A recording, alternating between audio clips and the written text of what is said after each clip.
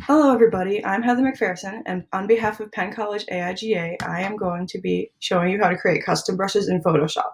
In this tutorial, I'm going to be using a custom brush to create facial hair, and showing you how to fill in facial hair or create your own for any photo. In this example, I'm just using a stock image that I found on Pexels. So the first thing you're going to want to do is, over here, you're going to want to make a new layer on top of the image. And then you're going to, in this case, I'm bringing my brush very small down to 3 pixels. And you are going to want to make sure it is filled in black and the opacity is between 80–85%. And I have my smoothing all the way up to help as well. So the first thing you're going to want to do is create what I'm going to call the perfect hair, the hair you want to base your brush on. So I just keep going like this over and over until I think I've drawn what I consider the perfect hair to look like facial hair, which I have actually already done beforehand right here.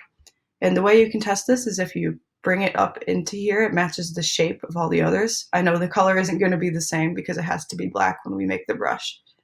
But if the shape blends in with the other hairs, then you're all set to go. So next you're going to want to create a new layer and put it underneath this brush stroke. Press M or select the marquee tool up here and draw a square behind the brush stroke. Then you're going to fill it with white. Just go to edit up here, fill white, make sure it's on normal 100% and press OK. And then you are going to want to deselect this and then press Command and click on the same time over here on the preview to select it again. And then you're going to go to make the brush, you're going to go to edit and define brush preset, which it shows the shape of what the brush will be here, and then you get to name it. But in this example, I'm just going to name it facial hair. So now we have ourselves a brush that looks like facial hair. However, it doesn't look realistic because if we drag it, that doesn't look anything like facial hair to me. So I'm going to show you how to mess with the brush options to get this to look more realistic. First, I'm going to delete these layers because we don't need them anymore. So once you delete these layers, you can go to Window and then open your brush settings panel. Make sure when it's open, you select brushes and make sure your facial hair brush is selected. And then in this panel, there are tons of options for your brushes. I'm just going to show the ones that I use specifically for facial hair, but there's a lot to experiment with in here. So first, you're going to want to check Shape Dynamics on and then turn the size jitter all the way up. If you turn your angle jitter up and then select Flip X Jitter, it makes it so, let me make it a little bigger. It makes it so there's more varying ways your brush will lay down the brush and it will look more realistic. There's also scattering, which we could go to, and that, if we select this, you'll see what it does in this panel here, but it scatters the where the hairs are going away from where I click. So for like right here.